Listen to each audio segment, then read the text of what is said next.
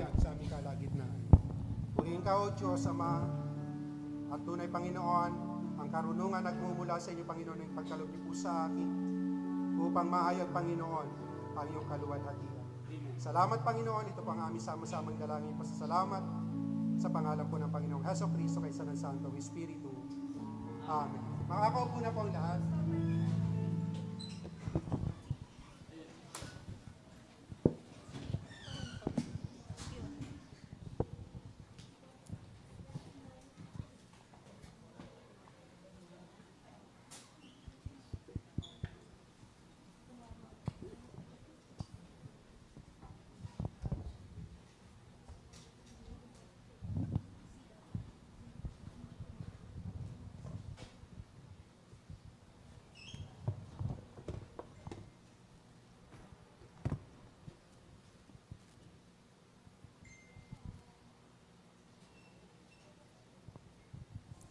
Magandang umaga po sa bawat isa.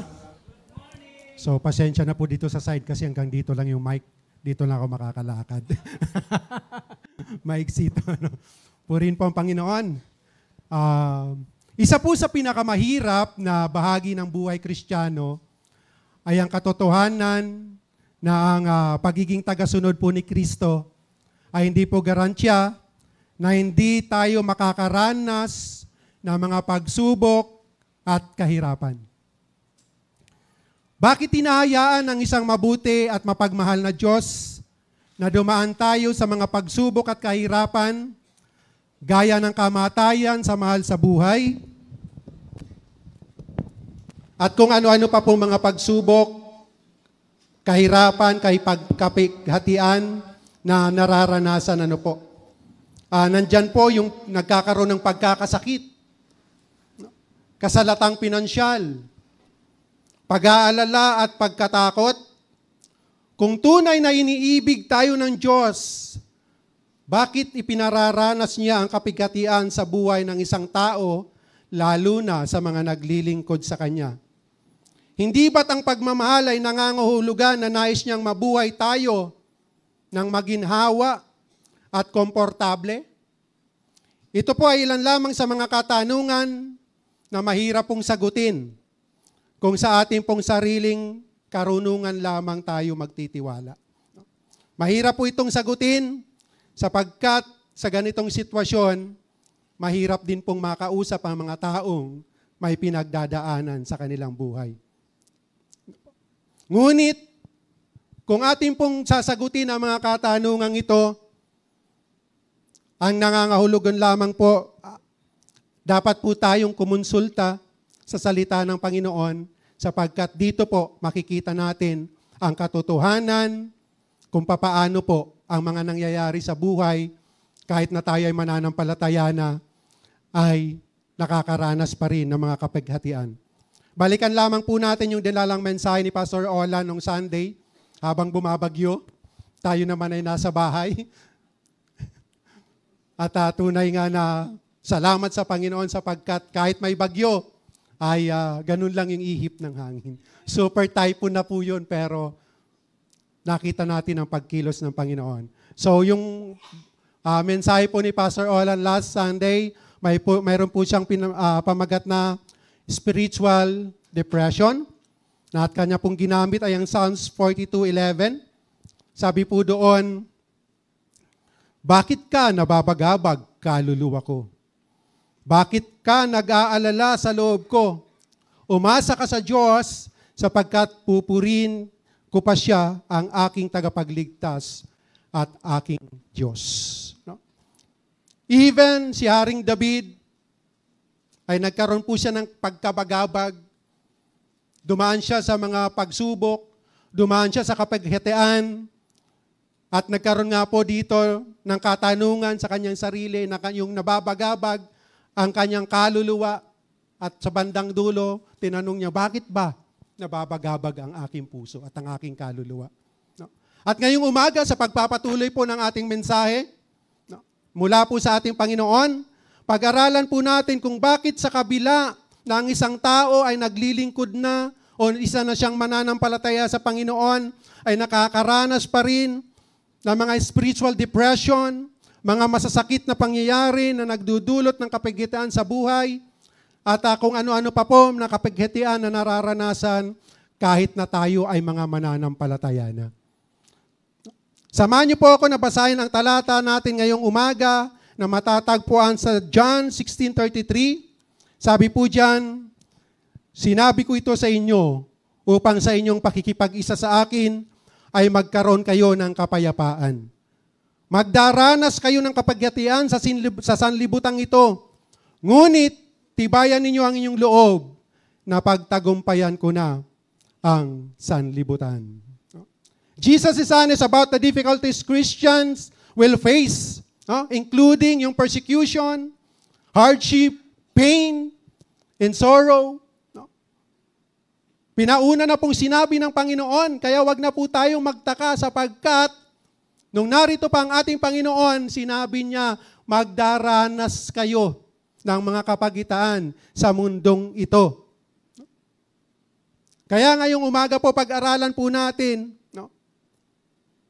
ang pinamagatan ko po na mensahe ng Panginoon, sa gitna ng pagbighati, ang pag-ibig ng Diyos ay nananatili. Dati akong Makata eh. Nagra-rhyme, ano? Sa gitna ng pighati, ang pag-ibig ng Diyos ay nananatili. Bakit nakakaranas ng kapighatian ang isang tao kahit siya isang Kristiyano na o naglilingkod na sa Panginoon? Unang dahilan, mga kapatid, sapagkat nandito pa rin tayo sa makasalanang mundo. Ang mga sakit at kapighatian ng ating nararanasan ay resulta ng kasalanan na nagsimula sa pagsuway nila Eva at Adan. Ang plano ng Diyos ay mabuti sa lahat ng nilikha. Subalit nang pumasok ang kasalanan sa sanlibutan, dito po nasira ang plano ng Diyos para sa kanyang nilikha. At ngayon, narito tayo sa isang sirang mundo na kung saan kahit Kristiyano pa nung naglilingkod ka sa Panginoon, habang narito tayo sa mundo, hindi tayo exempted na makaranas ng mga kapighatian, sakit, kalungkutan, problema, lahat ng yan. Kaya pinauna na ng ating Panginoong Jesucristo ang mga bagay ng ito. Sapagkat alam niya na darating tayo sa mga ganitong sitwasyon ng ating buhay. No? Sabi po ng Romans 5:12, ang kasalanan ay pumasok sa sanlibutan sa pamamagitan ng isang tao at ang kamatayan ay pumasok sa pamamagitan ng kasalanan. Dahil dito, lumaganap ang kamatayan sa lahat ng tao dahil ang lahat ay nagkasala. Nasa mundo tayo ng makasalanan. Kaya ang kapighatian na nararanasan natin habang narito tayo ay makita natin na ang mundong ito ay hindi ang ating pangwalang hanggang kalagayan. Habang narito tayo sa mundo, kung anong nararanasan ng katabi mo, maaring maranasan mo rin. Kung anong problema mo, iba-iba tayo ng pinagdadaanan. Subalit, dapat nating malaman, nararanasan natin yan sapagkat narito tayo sa isang makasalanang mundo. No? Dito nagsimula ang kasalanan. Subalit, ang sabi ng ating Panginoong Jesucristo, magdaranas tayo ng kapighatian sa mundong ito. Sapagkat sa mundong ito ay isang sirang mundo, pinasok ng kasalanan, at narito lahat ng uri ng kasalanan. At ang natutuwa lang sa mundong ito, yung nagkakamal na mga salapi na hinahatid sa kanilang mga bahay. Subalit, yung kasiyahan na yon ay pangmundo lamang. Kung minsan tinitingnan natin, Panginoon, bakit ko nararanasan ang mga kahirapang ito samantalang yung mga hindi naglilingkod sa iyo? Napakasasarap ng buhay, hinahatiran ng mali-maletang pera. No? Hindi po natin dapat tingnan yon sapagkat tayong nakakaunawa, ang sabi ng Panginoon, ay narito tayo sa sirang mundo. Kaya nga siya namatay sa krus ng Kalbaryo upang tayo ay tubusin at makita na habang narito tayo sa mundo, mayroon tayong tinitingnan na pangwalang hanggan. At doon sa pangwalang hanggan na yon, wala ng sakit, wala ng pagdurusa, wala ng kapighatian, sapagkat napagtagumpayan na ng Panginoong Hesukristo ang mundong ito. Sabi po ng Genesis 6:11-12, at sumama ang lupa sa harap ng Diyos at ang lupa ay napuno ng karahasan. At tiningnan ng Diyos ang lupa at narito sumama, sapagkat pinasama ng lahat ng tao ang kanilang paglakad sa ibabaw ng lupa. Nakita po, nung panahon ni Noe, ang lahat ng ito, pinakita rito kung paano ang mundong ito, ang nasabi diyan, pinasama. Ang lahat ng paglakad sa ibabaw ng lupa, ang lahat na pinasama. Kaya, hindi po tayo exempted doon. Sapagkat sabi po ng 1 John 5:19, alam nating tayo'y sa Diyos. Kahit na ang buong sanlibutan ay nasa kapangyarihan ng dyablo. Nung hinayaan ni Eva at Adan, ang pagkatok ni Satanas, at tinayaan nila na ang mundong ito ay makontrol ni Satanas. Kaya, kahit tayo mga Kristiyano ay nakararanas ng mga kapighatian sapagkat nasa mundo tayo na kung saan pumasok ang kasalanan at ang nagahari sa mundong ito ay si Satanas. Subalit ang sabi ng Panginoon, napagtagumpayan ko na ang sanlibutan. Ano mang nararanasan mo kapatid sa mga oras pong ito, na matapagtagumpayan mo yan sapagkat ang Panginoong Hesukristo ay nagtagumpay sa lahat ng ito. Amen? Bakit nakararanas ng kapighatian ng isang tao? Pangalawa, dahil nais ni Satanas na lumayo tayo sa Diyos at sirain ang magandang plano ng Diyos sa ating buhay. Magkakasunod po ito, magkakarugtong ito. Nakapasok si Satanas sa sanlibutan ito at siya ang nagahari dito. At ang nais ni Satanas, ikaw na Kristiyano, manumbalik ka roon sa dati mong kinalalagyan. Kung papaanong namumuhay ka sa kasalanan, kung papaanong nagpapasasa ka sa mundong ito, kung papaanong sinisira mo ang buhay mo sa mga bagay sa mundong ito, subalit masaya naman ang iyong katawan. Tingnan po natin sa buhay ni Job. Sabi po sa Job 2:4-5, sinabi ni Satanas, matatanggap ng tao na mawala ang lahat sa kanya basta't buhay lang siya. Subalit sa sandaling iangat mo ang iyong kamay at saktan siya, tiyak na isusumpa ka niya ng harapan. Challenge ni Satanas ang ating Panginoon sa patungkol sa buhay ni Job. Kaya lang naman yan naglilingkod sa'yo. Kaya lang naman nagpupuri sa'yo yan. Kaya lang yan nandyan. Kasi pinagpapala mo. Subukan mong tanggalin yan. Subukan mong bigyan ng sakit yan. Isusumpa ka niyan. Alam natin yung buhay ni Job.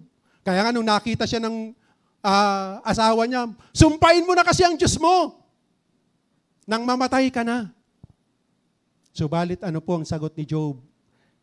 Sa karangyaan lang ba, sa kasaganahan lang ba tayo maglilingkod sa Panginoon at sa pagdating ng kahirapan ay hindi na? 1 Peter 5:8, humanda kayo at mag-ingat dahil ang kaaway niyo si Satanas ay umaali-aligid na parang liyong umaatungal at naghahanap ng malalapa. Ito po ang katotohanan na habang narito tayo sa mundo, si Satanas ay laging nakabantay sa bawat isa sa inyo, humahanap ng pagkakataon upang bigyan kayo ng kapighatian.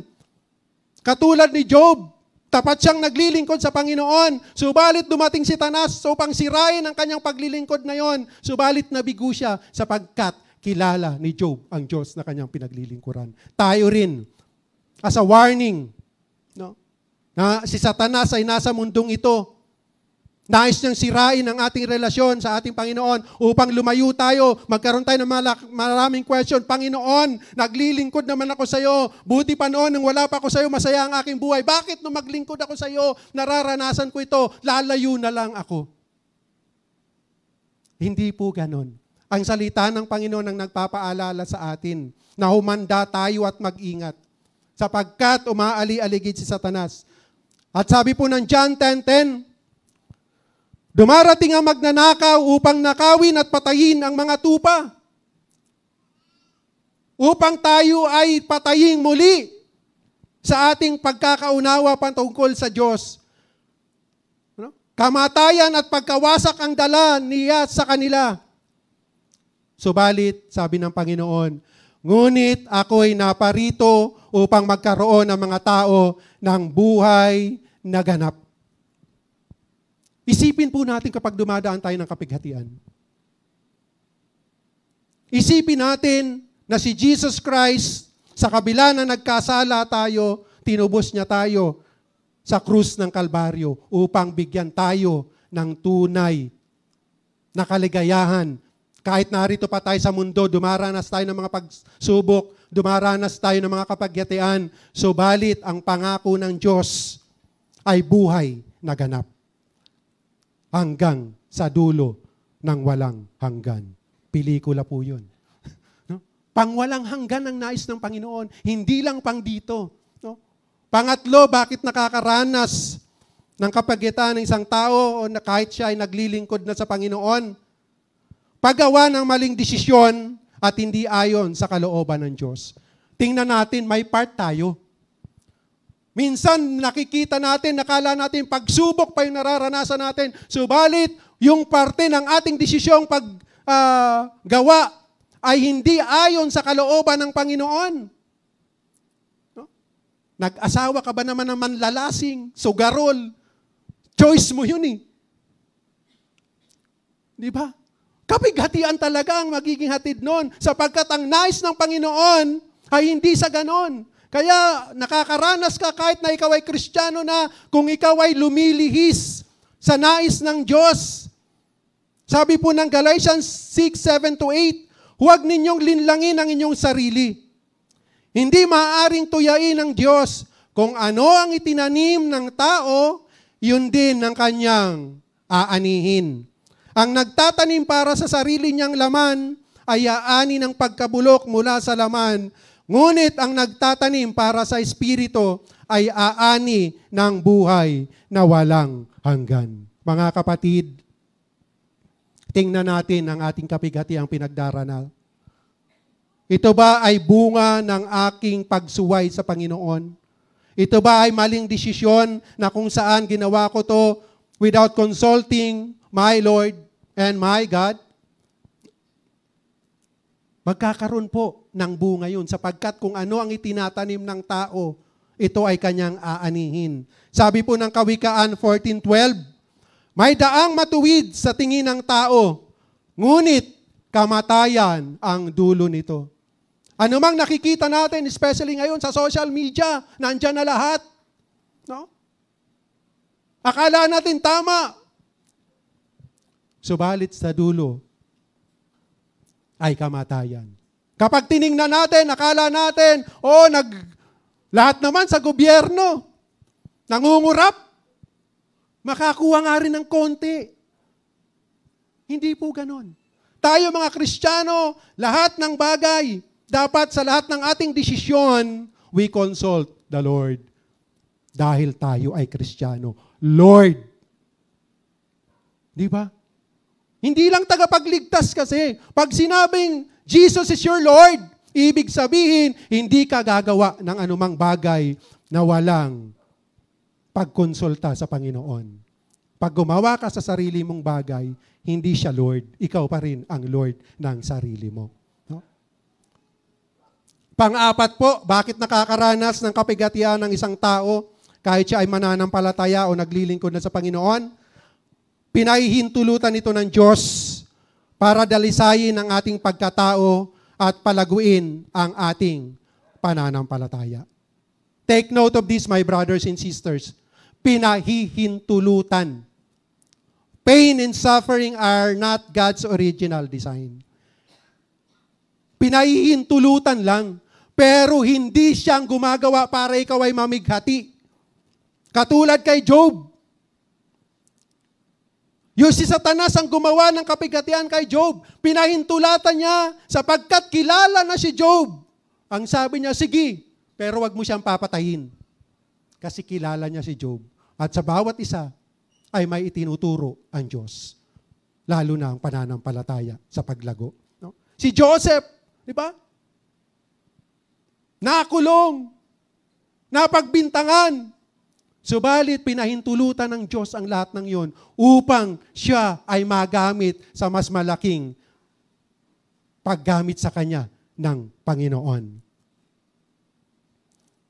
Ang paglikha po ng Diyos sa atin ay mabuti.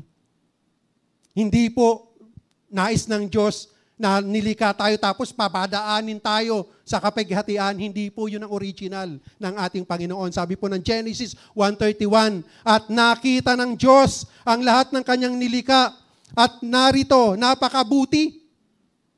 At nagkahapon at magkaumaga ang ika-6 na araw. Napakabuti, sabi niya. Nang nilikha ng Panginoon ay mabuti. Nilikha ka at upang gawing mabuti. Subalit ngayon na narito tayo sa mundo, may mga kapagitaan, pinahihintulutan ito ng Panginoon. Subalit ang pinapahintulot ng Panginoon ay hindi lalagpas sa kakayanan natin. Sapagkat dito, lalo tayong binibigyan ng Panginoon na manalig sa Kanya ng buong puso. Subukan nyo na puro saya ang nararanasan nyo. Subukan nyo na punong-puno ng pera ang bulsa nyo. Minsan, akala natin, ganun ang buhay. No? Kaya ninanais ng Diyos, God allows pain and sufferings sa ating buhay para magkaroon po tayo ng nire-refine niya tayo. No? Katulad ng ating magiging tema sa anniversary. Anniversary na po natin sa 30. Mula doon sa mga pagsubok na naranasan, tayo ay inuhubog ng Diyos at nire-refine para lalo tayong magamit sa kaluwalhatian ng ating Panginoon. Sabi po ng 1 Peter 1:6-7, ito'y dapat ninyong ikagalak. Kahit maaring magdanas muna kayo ng iba't ibang pagsubok sa loob ng maikling panahon. Biruin nyo to. Ang totoong nakakakilala sa Panginoon, dumaan man sa mga pagsubok at mga kapigatian, naroon pa rin ang kagalakan sapagkat kilala niya ang Diyos. Sabi dito, ang ginto, bagamat nasisira ay pinadadaan sa apoy upang malaman kung talagang dalisay, gayon din naman ang inyong pananampalataya na higit na mahalaga kaysa ginto ay sinusubok upang malaman kung ito'y talagang tapat. At gayon kayo'y papupurian, dadakilain at pararangalan sa araw na mahayag si Jesucristo. Maraming nagtatanong dito, Pas, bakit kailangang subukin ng Panginoon ang aking pananampalataya? Bakit kailangan? Hindi ba niya alam kung gaano ako nananampalataya sa Kanya? Alam niyo po, ang pagsubok na yan na inaalaw ng Lord, na subukin na parang ginto na pinadadaan sa apoy, hindi para malaman niya, kundi malaman ng bawat isa sa atin, nasaan ka ba sa iyong pananampalataya? Kasi pag laging nasa masaya kang buhay, hindi mo alam, akala mo naglilingkod ka sa Panginoon, akala mo ang lalim-lalim mo na sa Panginoon, kasi pinagpapala ka lagi. Subalit, pag dumaan ka sa pagsubok, doon mo makikita, ay, ito lang pala yung pananampalataya ko sa Panginoon. Kaya inaalaw niya. Alam ng Panginoon. Pero hindi mo alam kung hanggang saan. Si Job ba? Hindi alam ni Job. Tayo alam natin kasi nabasa na natin na kakagawa ni Satanas yun. Pero si Job hindi niya alam yun na si Satanas ang nagsusubok sa kanya. Ganon din po sa ating kapanahunan. God allows sufferings, trials, no? For us to know yung ating standard kung nasaan na, kung gaano na kalalim yung ating pananampalataya. Tulad ng ginto, pinadadaan tayo doon. Romans 5:2-4, sabi po dito, Dahil sa pananampalataya natin sa Kanya, tinatamasa natin ang kagandahang loob ng Diyos at nagagalak tayo sa ating pag-asang makabahagi tayo sa kaluwalhatian ng Diyos. At hindi lamang yon, nagagalak din tayo kahit na dumaranas tayo ng mga paghihirap dahil natututo tayong magtiis. Alam natin na ang pagtitiis ay nagpapabuti sa ating pagkatao. At kung mabuti ang ating pagkatao, nagbubunga ito ng pag-asa. Di po ba? Hinuhubog tayo ng Diyos upang lalo nating makita sa ating buhay na sa kasaganaan man o sa kapighatian, sa mga pagsubok at mga sakit, ang Diyos ay hindi nagbabago. Kahit nasa ang sitwasyon tayo ng ating buhay, ang Diyos ay hindi nagbabago. Inaalaw lang ng Panginoon, pero hindi siyang pinagmumulan ng kapighatian at mga sakit na ating nararanasan. God allows those sufferings for us to know nasaan na tayo, gaano tayo kalalim sa ating pananampalataya. Panlima, bakit nakakaranas sa mga tao na naglilingkod o mga mananampalataya na ng kapighatian? Itinutuwid tayo ng Diyos upang lumakad tayo na may kabanalan at hindi magpatuloy sa paggawa ng kasalanan. Yung sufferings, minsan pag napapalayo na tayo sa Panginoon at muli tayong bumabalik dun sa daan na tinubos na tayo ng Panginoon sa kasalanan, subalit binabalikan natin, no? Painom-inom uli tayo, pasugal-sugal uli tayo, at kung ano-ano pang mga lakad natin at every Sunday mag-worship tayo sa Panginoon. And then tatanungin natin ng Panginoon, bakit ko nararanasan ito? Bakit wala akong pera? Pinatalo mo sa sabong eh. Itinutuwid tayo ng Diyos upang lumakad tayo na may kabanalan at hindi magpatuloy sa paggawa ng kasalanan. Sabi po ng Hebreo 12:5-11, nalimutan na ba ninyo ang panawagan ng Diyos sa inyo bilang mga anak niya, mga salitang nagpapalakas ng loob? Anak ko, huwag mong baliwalain ang pagtutuwid ng Panginoon. At huwag kang panghihinaan ng loob kapag ikaw ay dinidisiplina niya. Sapagkat dinidisiplina ng Panginoon ang mga minamahal niya at pinapalo ang itinuturing niyang anak. Ang Diyos nga namamalo, tapos ang batas ng tao, bawal pailuin ng anak. Pinapalo ng Diyos, itinutuwid tayo. Sabi po dito, tiisin ninyo ang lahat ng hirap tulad ng pagtutuwid ng isang ama. Dahil ito'y nagpapakilalang kayo'y tinatanggap ng Diyos bilang tunay niyang mga anak. Sinong anak ang hindi dinidisiplina ng kanyang ama? Kung ang pagdidisiplina na ginagawa sa lahat ng anak ay hindi gagawin sa inyo, hindi kayo tunay na mga anak, kundi kayo mga anak sa labas. Hindi ba't dinidisiplina tayo ng ating mga magulang at dahil diyan ay iginagalang natin sila? Hindi ba't upang tayo mabuhay mas mararapat na tayo pasakop sa Diyos na ating Ama sa Espiritu? Sa loob ng maikling panahon, dinidisiplina tayo ng ating mga magulang para sa ating ikabubuti. Gayon naman, itinutuwid tayo ng Diyos sa ikabubuti natin upang tayo maging banal tulad niya. Habang tayo'y itinutuwid, hindi tayo natutuwa, kundi naghihinagpis. Ngunit pagkatapos niyon, mararanasan natin ang kapayapaang bunga ng pagsasanay sa matuwid na pamumuhay. Because the Lord is our Father. Katulad naman ng ating mga ama sa laman, kung paano tayo tinutuwid, masakit. Sabi dito, di ba? Hindi tayo natutuwa pag tayo tinutuwid.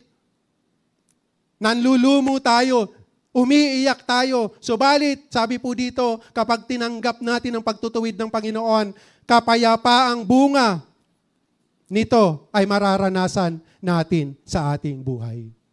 Ibig sabihin lang, nais ng Diyos na ibalik tayo doon kung saan ang tamang daan papunta sa Kanyang kalooban. Hindi po dating daan. Ang dating daan ay ang dating nilalakaran ng makasalanang tao, dinala tayo sa Panginoon sa isang panibagong daan nang siya ay mamatay sa krus ng Kalbaryo. Pang-anim, bakit nakakaranas sa mga mananampalataya ng kapighatian? Pinatatatag tayo ng Diyos sa ating buhay espiritual na siyang nagbibigay sa ating kakayanang mapagtagumpayan ang mga kapighatian. Bakit?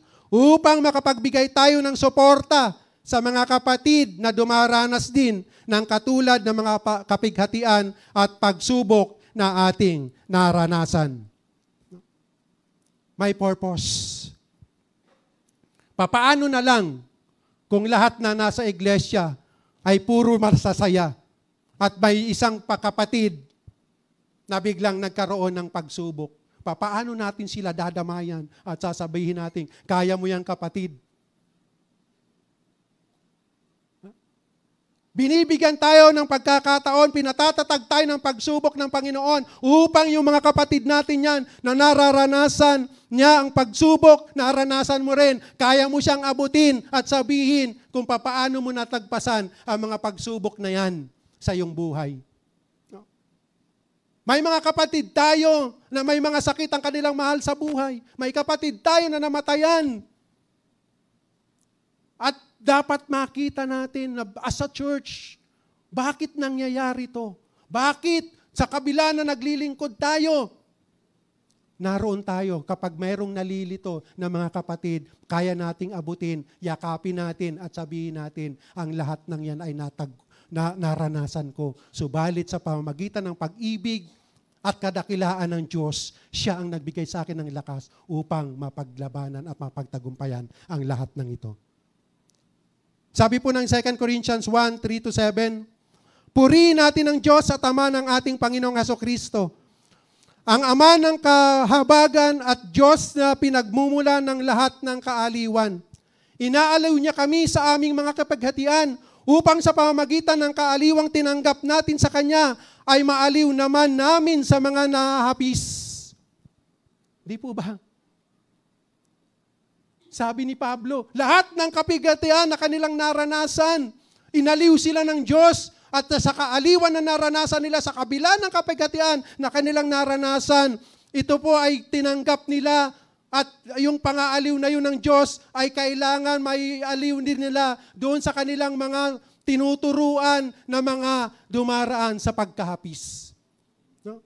Dito po tayo pinatatatag ng Panginoon. Kaya inaalaw ng Lord ang mga pagsubok na to. Sabi po, sapagkat kung gaano karami ang aming paghihirap dahil sa aming pakikipag-isa kay Kristo, gayon din naman karami ang aming kaaliwan kay Kristo. Gaano naman daw kahirap yung kanilang pagtanggap kay Kristo, ay ganun din kadami ang kaaliwan na ibinibigay sa kanila ng Diyos.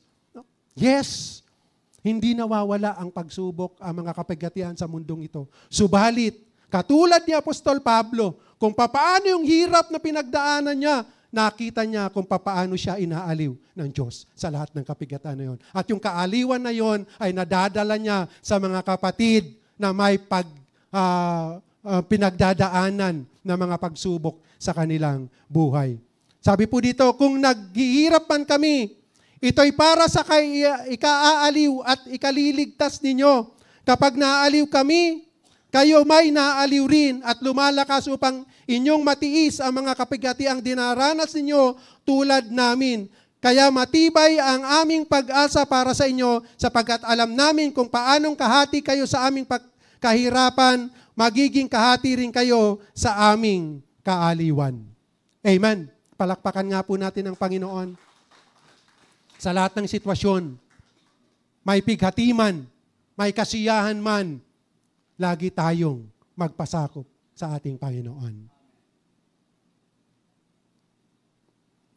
Pangpito, kung bakit nakakaranas sa mga mananampalataya na mga kapighatian, ang pagdurusa at kapighatian ay nagtuturo sa atin na huwag magtiwala sa sarili sa mga bagay sa mundo, kundi sa Diyos.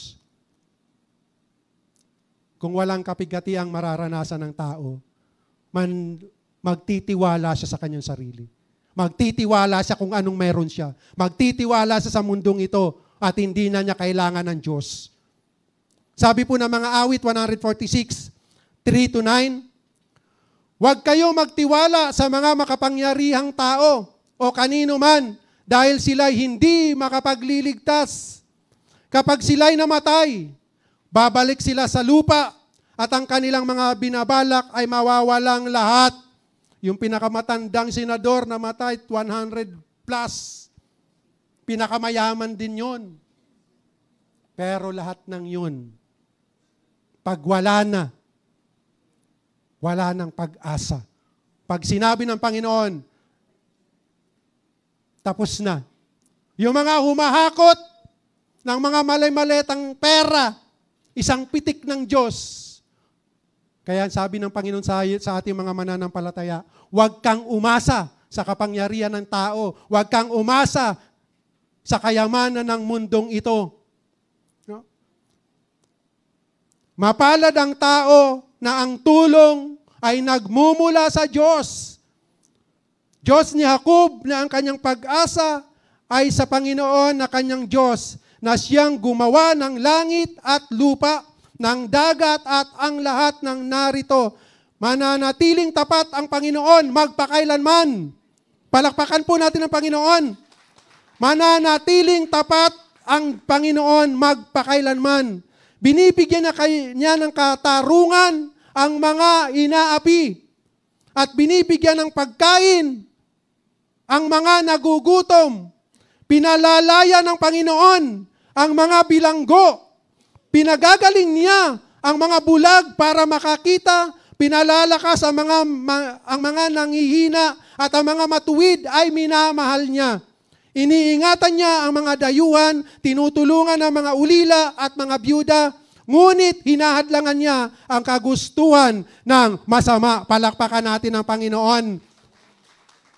Huwag kayong mawalan ng pag-asa kung gano'n ang nangyayari sa bansa natin.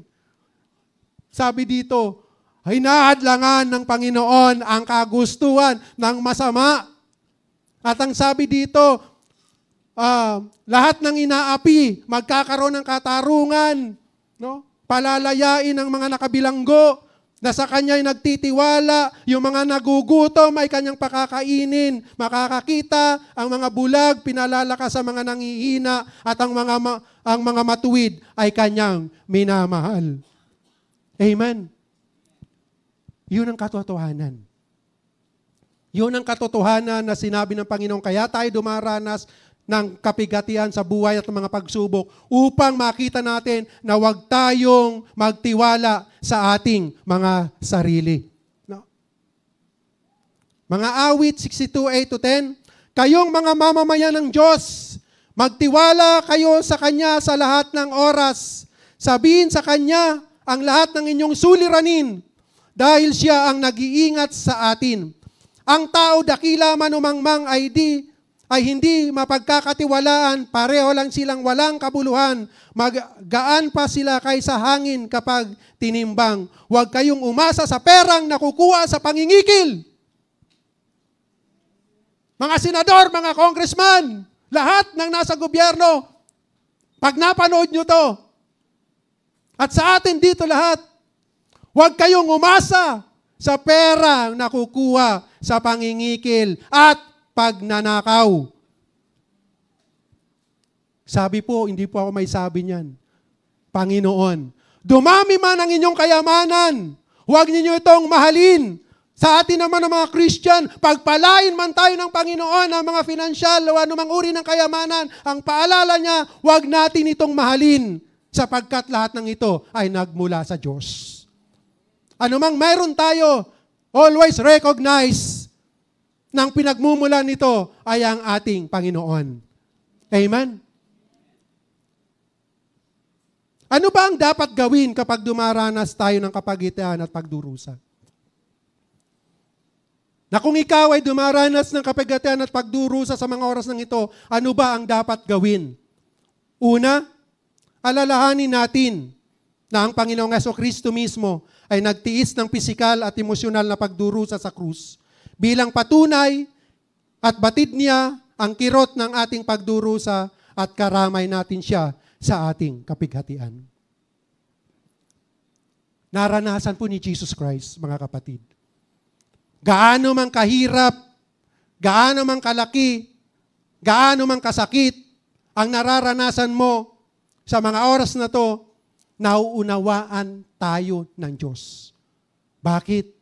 Si Kristo mismo ay dumaan sa kapighatian para sa atin.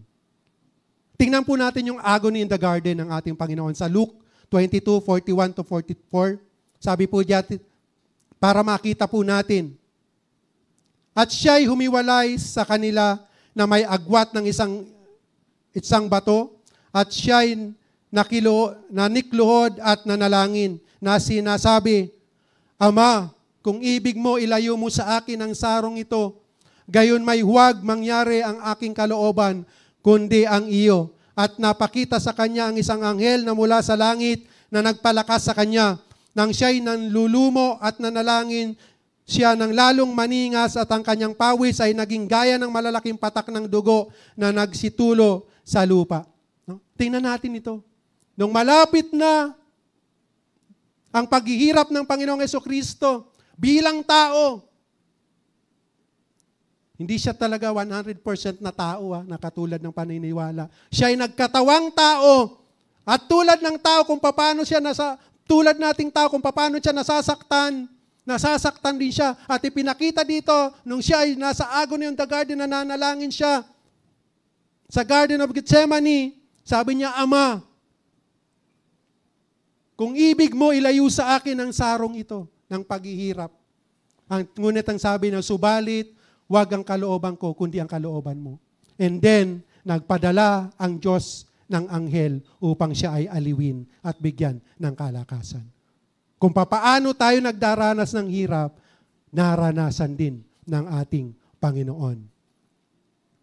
Pangalawa na naranasan ng Panginoon, yung pagkutya at pagpapahirap ng mga sundalo kay Jesus bago siya ipako sa krus sa Matthew 27:27-31. Dinala ng mga sundalo si Jesus sa loob ng palasyo ng gobernador at nagtipon ng buong batalyon ng mga sundalo sa paligid niya. Hinubaran nila siya at sinuotan ng pulang kapa. Gumawa sila ng koronang tinik at ipinatong sa kanya at pinahawak ang tungkod sa kanyang kamay at bilang setro niya. Lumuhod sila sa harap niya at pakutyang sinabi, Mabuhay ang hari ng mga Hudyo. Dinuraan nila si Jesus at kinuha ang tungkod sa kanyang kamay at paulit-ulit nilang hinampas sa kanyang ulo. Matapos nilang kutyain si Jesus, hinumad nila sa kanya ang kopa at isinuot mula sa kanya ang damit niya. Pagkatapos, dinala nila siya sa labas ng lungsod upang ipako sa krus. Nakakaranas ka ba ng kapighatian dahil sa iyong kapwa? Dahil sa pang-aapi ng kapwa? Ang sabi dito, si Jesus, Diyos na nagkatawang tao, dinuraan sa mukha, hinampas. Subalit, lahat ng yun ay nangyari upang ikaw at ako ay magkaroon ng katagumpayan sa mundong ito, tungo sa pangwalang hanggang buhay. At nung naroon na siya sa cross, on the cross of Calvary, sabi po ng Matthew 27:46, na mag-aalas 3 na ng hapon, sumigaw si Jesus, Eli, Eli, lama sabachthani, na ang ibig sabi, Diyos ko, bakit mo ako pinabayaan? Ang lahat ng ito ay sinabi ng Panginoon upang makita natin na sa mundong ito ay may pagdurusa.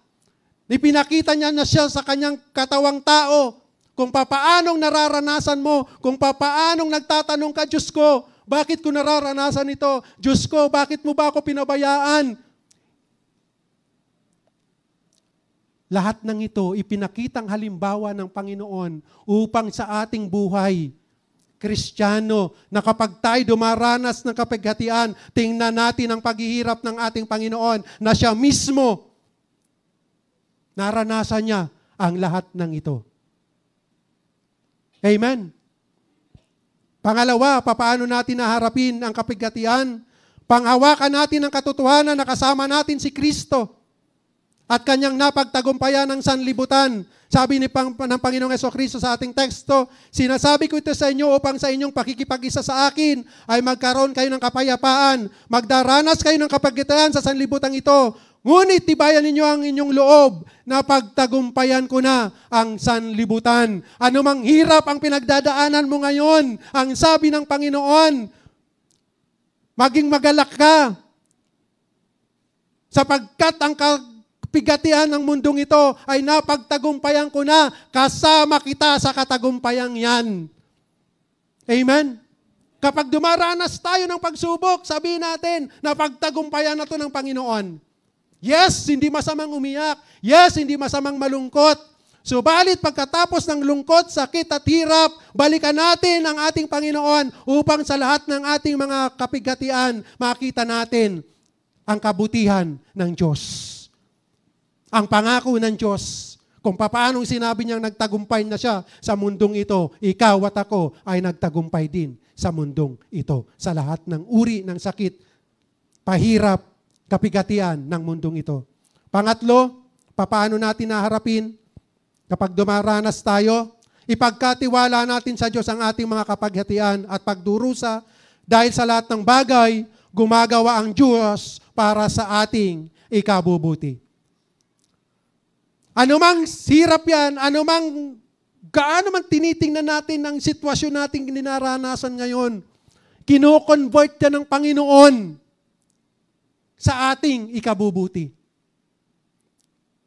Sabi po ng Romans 8:28, alam natin na sa lahat ng bagay, gumagawa ang Diyos para sa ikabubuti ng umiibig sa Kanya na Kanyang tinawag ayon sa Kanyang layunin. Itong nakikita natin ngayon. Subalit ang Diyos na makapangyarihan sa lahat, ang pag-ibig niya na hindi nagbabago, ang hirap na nararanasan mo, ang lungkot na yan, ang kapigatian na yan, na kino-convert ng Diyos yan para lakaran mo na may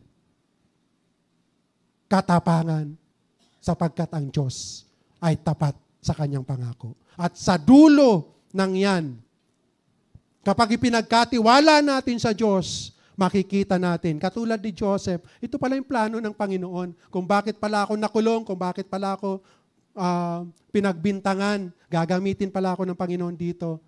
No? Kaya nga nang maunawaan niya yon, kahit yung mga kapatid niya na nagbenta sa kanya, natatakot, subalit si Joseph na unawaan niya kung bakit niya pinagdaanan ng hirap na yon. Mapapangasawa niya pala si Rhea. Ay, ibang Joseph pala yun. Iba, Joseph Cruz pala yun. Si Joseph, the dreamer. No? Nakita niya. Upang wag magutom yung kanyang bayan, tagapagligtas. Ginamit siya upang iligtas ang kanyang mga kababayan sa ipararanas na tagutom ng Panginoon. Subalit yung bayang Israel sa pamamagitan ni Joseph ay hindi kailanman nagutom. Bagamat dumaan siya sa hirap, kalungkutan, pagod na parabang sa kanyang kabataan, nalayo siya sa kanyang pamilya, gumagawa siya ng tama sa Panginoon, subalit napagbintangan pa siya kay Potiphar. No? Subalit nasa dulo, nakita niya na naroon pala ang plano ng Diyos. Kaya ipagkatiwala natin sa Panginoon sapagkat ang Diyos ay gumagawa ng mga bagay sa ating ikabubuti. Hebreo 4:16, kaya't huwag tayo magatubiling lumapit sa trono ng mahabaging Diyos upang makamtan natin ang habag at pagpapala na tutulong sa atin sa panahon ng ating pangangailangan. Lapit tayo sa Panginoon. Sa oras na tayo ay may kapagitaan, 1 Peter 5:7, ipagkatiwala nyo sa Kanya ang lahat ng kabalisahan nyo dahil nagmamalasakit siya sa inyo. Mga awit 55:22, ilaga kay Yahweh inyong suliranin, aalalayan ka at ipagtatanggol rin ang taong matuwid, di niya bibiguin. 1 Peter 4:19, kaya nga ang mga nagdurusa ayon sa kalooban ng Diyos ay dapat magtiwala sa lumikha at magpatuloy sa paggawa ng mabuti. Ang Diyos ay laging tapat sa Kanyang pangako. Mga salita na po ito ng Panginoon. Hindi ko na kailangang i-explain pa. Napakalinaw. No? Pang-apat, paano natin naharapin? Kapag dumanas tayo ng kapigatian, lagi nating tandaan, ang pagdurusa at kapigatian sa mundong ito ay may katapusan. Ngunit ang nananalig kay Kristo ay tatanggap ng pangwalang hanggang kaluwalhatian. Mga kapatid, ang nararanasan nating pighati, lungkot, takot, sakit sa mundong ito, panandalian lang. No? Romans 8:18, para sa akin, ang mga pagtitiis natin sa kasalukuyan ay hindi maihahambing sa kaluwalhatiang ipaahayag sa atin balang araw. 2 Corinthians 4:17-18, ang bahagya at panandaliang kapighatiang dinaranas namin ngayon ay magbubunga ng kagalakang walang hanggan at walang katulad, kaya't ang paningin namin ay nakatuon sa mga bagay na di nakikita at hindi sa mga bagay na nakikita, sapagkat panandalian lamang ang mga bagay na nakikita, ngunit walang hanggan ang mga bagay na di nakikita. Panandalian lamang ang kapighatiang dinaranas natin. Panglima, ano ang dapat gawin kapag dumaranas ng kapigatian? Tanggapin ang paanyaya ng Panginoon na lumapit sa Kanya at bibigyan niya tayo ng kapahingahan. Mga kapatid, ano bang pagsubok ang nararanasan mo? Ano bang bigat ang nararanasan mo? Ano bang sakit ang nararanasan mo? May mga tao ba na nagbibigay sa iyo ng hirap, sakit ng kalooban? May mga pangyayari ba sa buhay mo na ikaw, sa pagtitiwala mo sa Panginoon, yung panalangin mo ay baliktad doon sa nangyari sa buhay mo? Ang sabi po dito, tanggapin natin ang paanyaya ng Panginoon na lumapit sa Kanya upang bigyan tayo ng totoong kapahingahan. Sabi po ng Matthew 11:28-30, lumapit kayo sa akin, kayong lahat na nahihirapan at lubang nabibigatan sa inyong pasanin. Ano bang pasanin nyo? Lumapit daw tayo sa Panginoon. At ang sabi dito ng Panginoon, at kayo'y bibigyan ko ng kapahingahan. Pasanin ninyo ang aking pamatok at matuto kayo sa akin, sapagkat ako'y maamo at may mababang loob. Makakatagpo kayo sa akin ng kapahingahan, sapagkat madaling dalhin ang aking pamatok at magaan ang pasaning ibibigay ko sa inyo. Nahihirapan na nga ako sa aking pinagdadaanan. Bakit mayroong pagpasan na gagawin pa kapag lumapit? Akala ko bang paanyaya ng Panginoon ay kapahingahan?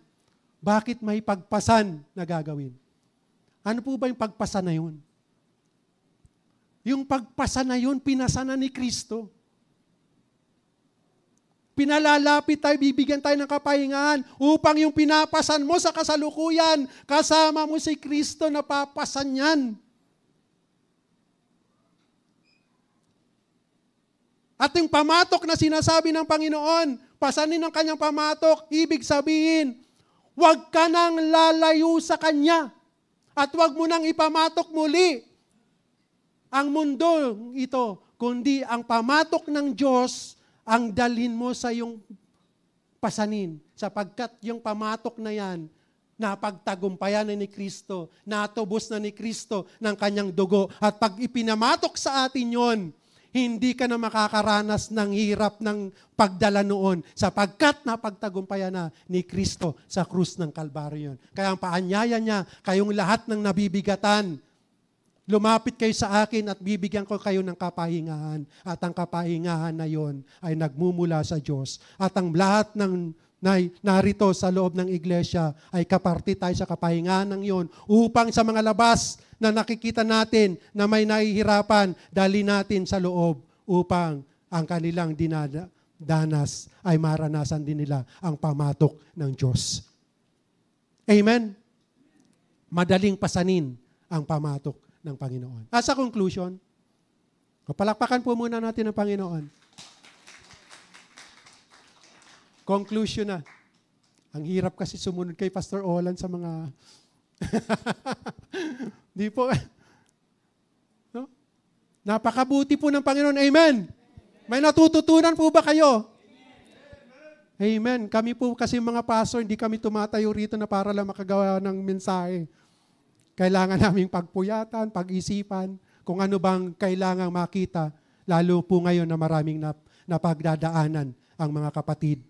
No? As a conclusion po, ang kapighatian, sakit, pagdurusa, ay hindi maiiwasang bahagi ng ating buhay na kinabibilangan nating mundo na sinira ng kasalanan. Tandaan po natin yan. Hindi po natin ito maiiwasan sapagkat bahagi po tayo sa kasalukuyan ng mundong sinira ng kasalanan. Kasabay po nito, may kaaway tayo, ang dyablo, na ang naisin ay dumaan tayo sa mga kapighatian upang sa pamamagitan nito ay kanyang mapasinungalingan ang kabutihan ng Diyos at dayain ang tao at muling lumayo sa Diyos. Bagamat hindi maiiwasan ang mga pagsubok, sakit, kapighatian, at anumang pagdurusa sa mundong ito, hindi tayo kailanman iniwan ng Diyos. May pag-asa at kapayapaan tayo kay Kristo na siyang tanging makapagbibigay ng kaganapan sa lahat ng sitwasyon na kinakaharap natin sa ating buhay. Ang mundo ay lilipas, ang mga paghihirap at kapighatian na nararanasan natin dito sa mundo ay pansamantala lamang. Subalit ang pangakong inilaan ng Diyos sa bawat isang tao, ang buhay ay naisinuko kay Kristo ay magkakamit ng pangwalang hanggang kaluwalhatian at pangwalang hanggang kagalakan. To God be the glory. Palakpakan natin ang Panginoon sa anumang hirap at pagsubok at mga kakapighatian, Panginoon, na aming nararanasan. Salamat, Lord, sapagkat alam po namin, naunawaan niyo po kami, Ama, sapagkat lahat ng ito, Panginoon, ay naranasan ng iyong anak na si Jesucristo. Lord God, nandito kami sa mundo. Hindi kami exempted sa anumang nangyayari sa mundong ito. Subalit isang katotohanan, Ama, na anumang sitwasyon na nararanasan namin sa mundong ito, Ama, ikaw ang aming tanggulan. Ikaw, Panginoon, ang aming muog. Ikaw ang aming Panginoong pag-asa. Ikaw ang aming kasiyahan. Ikaw ang nagbibigay pag-asa sa lahat ng nakikita naming kabiguan sa aming buhay. Ikaw ang nagkakaloob ng aming mga kahilingan. Nais niyo lamang kami, Panginoon, na hubugin bilang inyong mga anak upang patuloy kami na tumatag sa aming pananampalataya. Ama, salamat, Panginoon, sa katotohanan na aming napakinggan sa umagang ito. Na sa lahat ng sitwasyon, hindi nyo kami iniiwan, hindi nyo kami pinababayaan. Kahit kami minsay lumalayo sa inyo, Ama, kayo ang gumagawa ng paraan upang kami ay muling manumbalik at magtiwala sa iyong mga pangako. Walang ibang pag-asa, Panginoon. Ang sino mang tao ay walang makikitang pag-asa sa mundong ito, kundi kayo po lamang ang tunay na pag-asa, ang tunay na kagalakan, na sa bagamat umiiyak ang aming puso na nakikita ng mga tao, subalit ang tunay na kapanatagan ng aming mga kaluluwa ay sa inyo lamang matatagpuan. Maraming salamat, Lord, sa lahat ng paghihirap na naranasan namin, sapagkat lahat ng yun, Ama, ay napagtagumpayan nyo niya. At nais nyo sabihin sa amin, Panginoon, na sa aming pinagdadaanan, sa aming mga hirap, ay naroon ka. At ang iyong paanyaya, na kaming lahat ay lumapit sa inyo, sapagkat bibigyan nyo kami ng kapahingahan. Salamat, Lord, sapagkat ikaw ang aming kapahingahan. Ikaw ang aming kalakasan. Ikaw lamang, O Diyos, wala nang iba. Maraming salamat. Sa iyo lamang ang karangalan, kapurihan ngayon at magpakailanman. Ito po ang aming sama-samang dalangin, may papapurit, pasasalamat sa pangalan po ng Panginoong Hesukristo kaysa ng Santong Espiritu. Amen. To God be the glory.